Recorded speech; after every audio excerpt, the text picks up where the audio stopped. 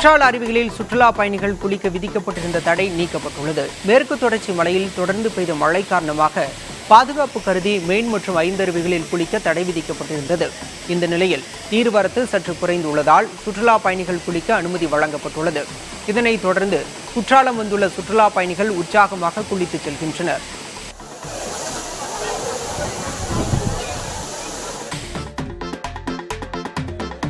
தூத்துக்குடி திரேஸ்புரம் மீன்பிடி துறைமுகத்தில் மீன்கள் விலை குறைந்து விற்பனையானதால் மக்கள் போட்டி போட்டு வாங்கிச் சென்றனர். சனிக்கிழமை என்பதால் மீன்பிடி துறைமுக ஏலக்கூடத்தில் மீன்களை வாங்க பொதுமக்களும் வியாபாரிகளும் குவிந்தனர். விளை மீன்கள் 400 ரூபாய்க்கும், பெரிய சீலா மீன் 800 ரூபாய் வரையும், ஊளி மீன், பாறை மீன் கிலோ 300 ரூபாய்க்கும், குருவலை, ஐலேஸ் உள்ளிட்ட மீன்கள் கிலோ 200 ரூபாய் வரையும் விலை குறைந்து விற்பனையானது. மீன்களின் வரத்து குறைவாக காணப்பட்ட போதும் விலை குறைந்து காணப்பட்டது.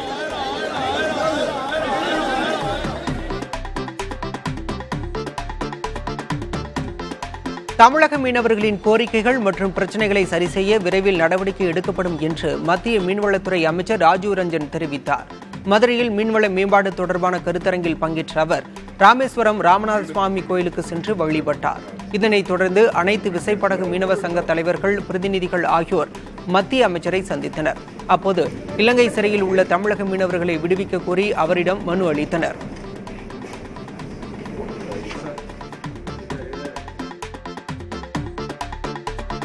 மயிலாடுதுறை மாவட்டம் சீர்காழி அருகே குடிநீர் வழங்க கோரி கிராம மக்கள் குடங்களுடன் திடீர் சாலை மறியலில் ஈடுபட்டனர். வழுதலைக்குடி கிராமத்தில் நிலத்தடி நீர் உப்பாக மாறியுள்ளதால் கொள்ளிடம் கூட்டு குடிநீர் திட்டம் மூலம் இந்த கிராமத்திற்கு குடிநீர் விநியோகம் செய்யப்பட்டு வருகிறது.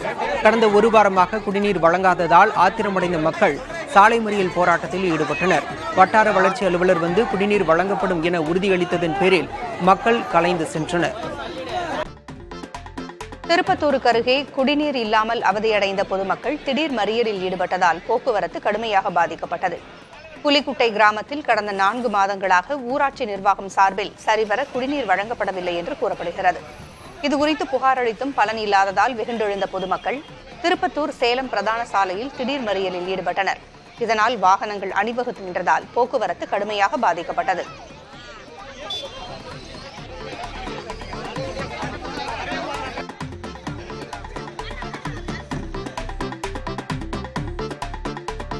திருவண்ணாமலை மாவட்டம் செய்யாறு ஒன்றியம் அருகாவூர் கிராமத்தைச் சேர்ந்த 100 நாள் வேலை திட்ட தொழிலாளர்கள் சாலை மறியலில் ஈடுபட்டனர். அரசு நிர்ணயித்த கூலி 319 ரூபாய்க்கு பதிலாக 50 ரூபாய், 40 ரூபாய், 20 ரூபாய் என்று மிகவும் குறைத்து வழங்குவதாக புகார் தெரிவித்து தொழிலாளர்கள் சாலை மறியலில் ஈடுபட்டனர். தகவல் அறிந்து வந்த காவல்துறையினர் சாலை மறியலில் ஈடுபட்டவர்களிடம் பேச்சுவார்த்தை நடத்தி சமாதானம் செய்ததை அடுத்து சாலை மறியல் விலக்கிக் கொள்ளப்பட்டது.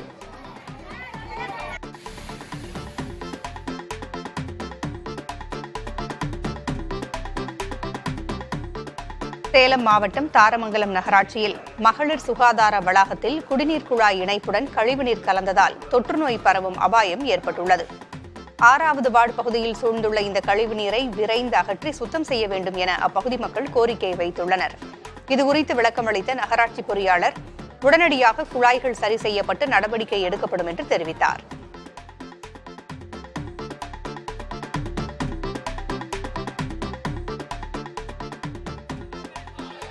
கரூர் பேருந்து நிலையத்தில் அடிப்படை வசதிகள் செய்து தரக்கோரி விடுதலை சிறுத்தைகள் கட்சியினர் ஆர்ப்பாட்டத்தில் ஈடுபட்டனர்.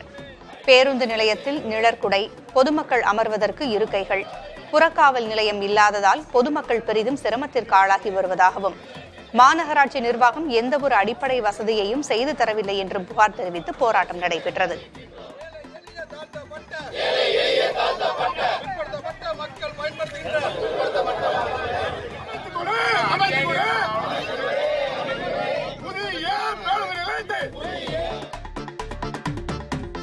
நீலகிரி மாவட்டம் கூடலூருக்கு அருகே காட்டு யானைகளிடமிருந்து பாதுகாப்பு வழங்க கோரி கிராம மக்கள் 3வது நாளாக உண்ணாவிரத போராட்டத்தில் ஈடுபட்டனர். மக்களுக்கு ஆதரவாக அந்த தொகுதி எம்எல்ஏ பொன் ஜெயசீலனும் போராட்டத்தில் பங்கேற்றார். ஓராண்டுக்கும் மேலாக அஞ்சிக்குன்னு சுற்றுப்பகுதிகளில் சுற்றி வரும் ஒற்றை காட்டு யானை மக்களை அச்சுறுத்தி வருவதாக குற்றச்சாட்டு எழுந்துள்ளது. இந்நிலையில் புதிய யானைகள் வழித்தட திட்டத்தை மறுபரிசீலனை செய்ய வேண்டும் என்பது உள்ளிட்ட பல்வேறு கோரிக்கைகளை அவர்கள் முன்வைத்துள்ளனர்.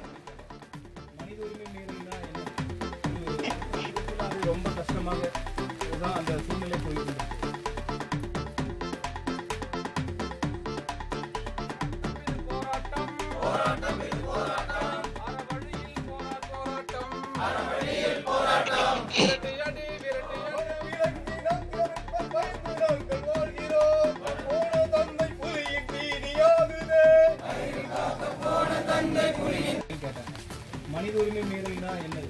ஒரு விதத்தில் அது ரொம்ப கஷ்டமாக அதுதான் அந்த சூழ்நிலை போய்கொண்டிருக்கு.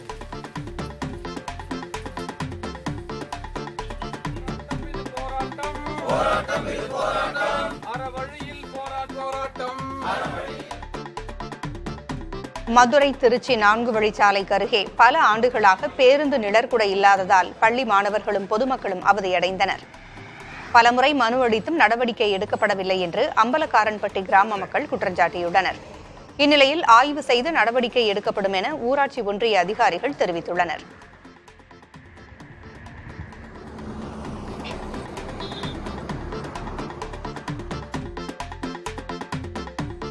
சேலம் மாவட்டம் மேட்டூருக்கு அருகே அரசு தொடக்கப்பள்ளி அமைந்துள்ள பகுதியில் கள்ளச்சந்தையில் மது விற்பனை செய்தவர் கைது செய்யப்பட்டார்.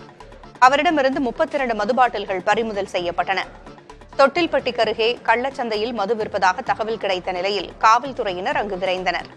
தொடர்ந்து மது விற்பனை செய்த சேட்டு என்பவரை கைது செய்தனர்.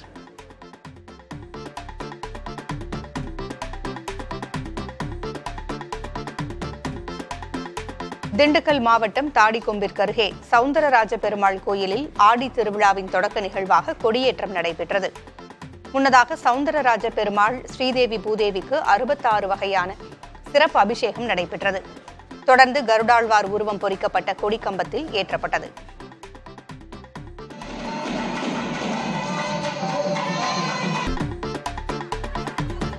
மயிலாடுதுறை மாவட்டம் சீர்காழி அருகே குடிநீர் வழங்க கோரி கிராம மக்கள் குடங்களுடன் திடீர் சாலை மறியலில் ஈடுபட்டனர். வழுதலைக்குடி கிராமத்தில் நிலத்தடி நீர் உப்பாக மாறியுள்ளதால் கொள்ளிடம் கூட்டு குடிநீர் திட்டம் மூலம் இந்த கிராமத்திற்கு குடிநீர் விநியோகம் செய்யப்பட்டு வருகிறது. கடந்த ஒரு வாரமாக குடிநீர் வழங்காததால் ஆத்திரமடைந்த மக்கள் சாலை மறியல் போராட்டத்தில் ஈடுபட்டனர். வட்டார வளர்ச்சி அலுவலர் வந்து குடிநீர் வழங்கப்படும் என்று உறுதியளித்ததன் பேரில் மக்கள் கலைந்து சென்றனர்.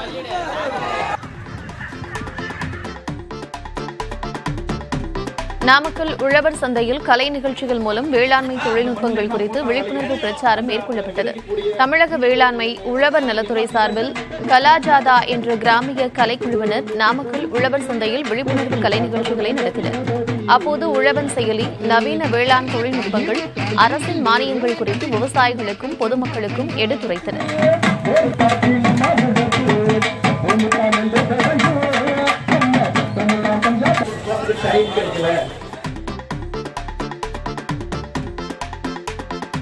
தமிழக மீனவர்களின் கோரிக்கைகள் மற்றும் பிரச்சினைகளை சரி செய்ய விரைவில் நடவடிக்கை எடுக்கப்படும் என்று மத்திய மீன்வளத்துறை அமைச்சர் ராஜீவ் ரஞ்சன் தெரிவித்தார். மதுரையில் மீன்வள மேம்பாடு தொடர்பான கருத்தரங்கில் பங்கேற்ற அவர் ராமேஸ்வரம் ராமநாத சுவாமி கோயிலுக்கு சென்று வழிபட்டார். இதனைத் தொடர்ந்து அனைத்து விசைப்படகு மீனவ சங்க தலைவர்கள், பிரதிநிதிகள் ஆகியோர் மத்திய அமைச்சரை சந்தித்தனர். அப்போது இலங்கை சிறையில் உள்ள தமிழக மீனவர்களை விடுவிக்க கோரி அவரிடம் மனு அளித்தனர்.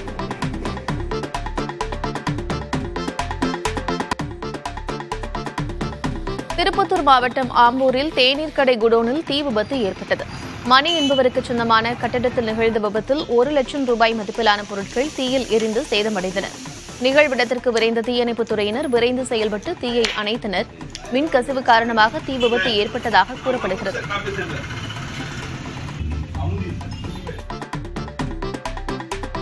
கிருஷ்ணகிரியில் பள்ளி மாணவிகளுக்கான தடகள போட்டி நடைபெற்றது. சமூக நலத்துறை நடத்திய இந்த போட்டியில் 40 பள்ளிகளிலிருந்து 600க்கும் மேற்பட்ட மாணவிகள் பங்கேற்றனர். நீளம் தாண்டுதல், உயரம் தாண்டுதல், ஓட்டப்பந்தயம் உள்ளிட்ட பல்வேறு போட்டிகள் நடத்தப்பட்டன. இதில் கலந்து கொண்ட அனைவருக்கும் சான்றிதழ் அளிக்கப்பட்டது. சிறப்பாக செயல்பட்ட முதல் 3 பள்ளிகளுக்கு கேடயம் வழங்கப்பட்டது.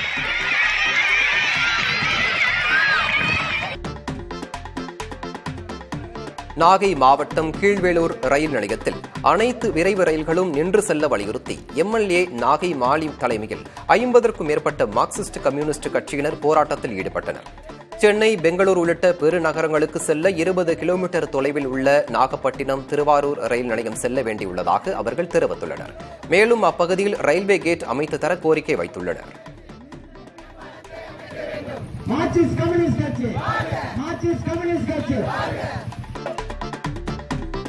சென்னை தாம்பரம் அருகே உள்ள நடைபாதை ஆக்கிரமிப்புகளை நெடுஞ்சாலைத்துறை அதிகாரிகள் அகற்றினர். கடந்த 6 மாதங்களாக மப்பேடு பகுதியிலிருந்து அம்பேத்கர் நகர் வரையில் உள்ள நடைபாதை கடைகளால் ஆக்கிரமிக்கப்பட்டிருந்தன. தொடர் புகாரை அடுத்து இப்பகுதியில் இருந்த ஆக்கிரமிப்புகளை அதிகாரிகள் அகற்றினர்.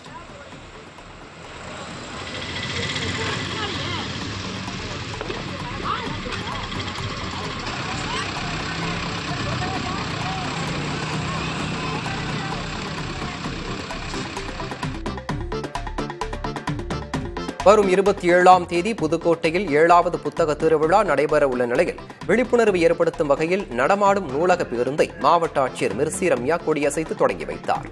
மாவட்ட நிர்வாகம் மற்றும் அறிவியல் இயக்கம் சார்பில் புத்தக திருவிழாவிற்கான ஏற்பாடுகள் செய்யப்பட்டுள்ளன.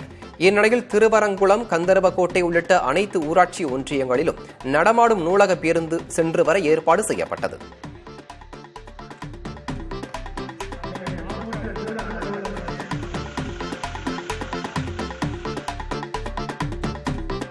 கள்ளக்குறிச்சியில் பல்வேறு இடங்களில் பணிபுரிந்த 11 வட்டாட்சியர்களை பணியிட மாற்றம் செய்து மாவட்ட ஆட்சியர் பிரசாந்த் உத்தரவிட்டார். நிர்வாக காரணங்களுக்காக பணியிட மாற்றம் செய்துள்ளதாக அவர் தெரிவித்துள்ளார். கள்ளக்குறிச்சி, உளுந்தூர்பேட்டை, சின்னசேலம் உள்ளிட்ட இடங்களுக்கு வட்டாட்சியர்கள் இடமாற்றம் செய்யப்பட்டனர். விஷ சாராய சம்பவத்திற்காக கடந்த மாதம்தான் கள்ளக்குறிச்சி ஆட்சியர் மாற்றப்பட்டிருந்தார்.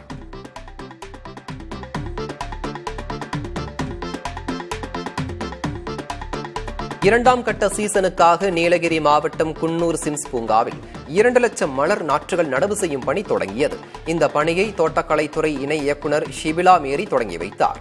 அமெரிக்கா, ஜப்பான் உள்ளிட்ட பல நாடுகளில் இருந்து கொண்டுவரப்பட்ட 125 வகை மலர் நாற்றுகள் நடவு செய்யும் பணி நடைபெற்றது.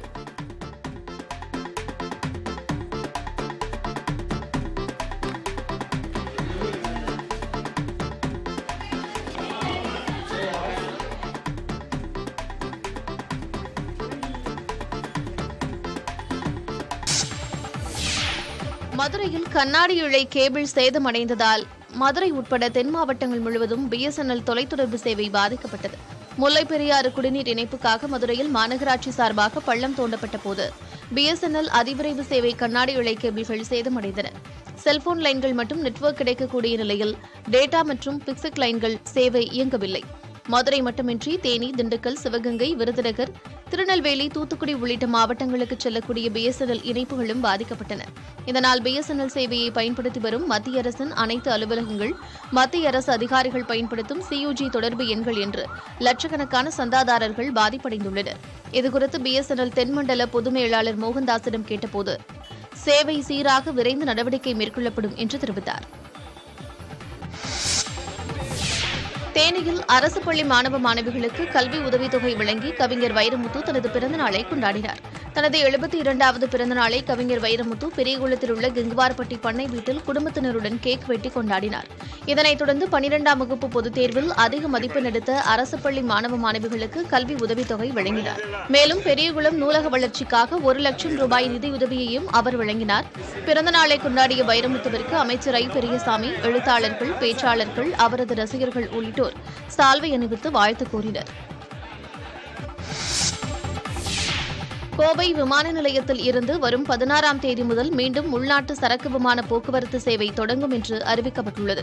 கோவை விமான நிலையத்திலிருந்து உள்நாட்டு சரக்கு விமான சேவை கடந்த ஆண்டு ஜூலையில் நிறுத்தப்பட்டது. போதுமான கட்டமைப்பு வசதிகள் இல்லாதது, பரிசோதனை சாதனங்கள் பற்றாக்குறை உள்ளிட்ட காரணங்களால் இந்த சேவை நிறுத்தப்பட்டதாக அப்போது தெரிவிக்கப்பட்டது. இதனால் தங்களது வர்த்தகம் பாதிக்கப்படுவதாக கோவை தொழில்துறையினர் வேதனையுடன் தெரிவித்தனர்.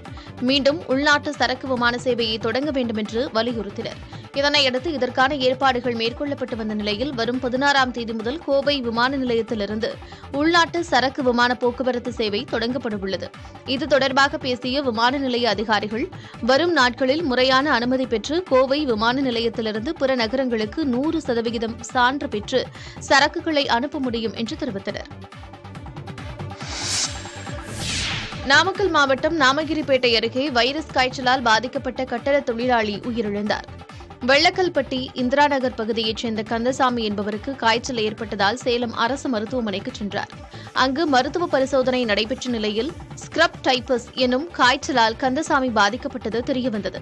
ஆனால் மருத்துவமனையில் முறையான சிகிச்சை பெறாமல் கந்தசாமி வீட்டிற்கு வந்ததாக கூறப்படுகிறது. இந்நிலையில் காய்ச்சல் அதிகரிக்கவே மீண்டும் சேலம் அரசு மருத்துவமனைக்கு சென்ற நிலையில் சிகிச்சை பலனின்றி கந்தசாமி உயிரிழந்தார். இதனைத் தொடர்ந்து கந்தசாமி வசிக்கும் பகுதியில் உள்ள மக்களுக்கு காய்ச்சல் பரிசோதனை மற்றும் கொசு மருந்து அடிக்கும் பணியில் சுகாதாரத்துறையினர் ஈடுபட்டனர். மேலும் வீடு வீடாக சென்று சேகரித்து வைக்கப்பட்டுள்ள நீரையும் ஆய்வு செய்தனர்.